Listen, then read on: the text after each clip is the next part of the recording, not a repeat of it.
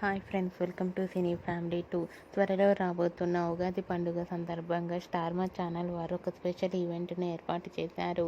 ఉగాది పండుగ స్పెషల్ ఈవెంట్లో TV serial beautiful couple Amardeep Chowdary and Tejaswini Gowda participate చేసి తమ ఆటపాటలతో డ్యాన్స్ పర్ఫార్మెన్స్లతో మనందరినీ బాగా ఎంటర్టైన్మెంట్ చేయబోతున్నారు.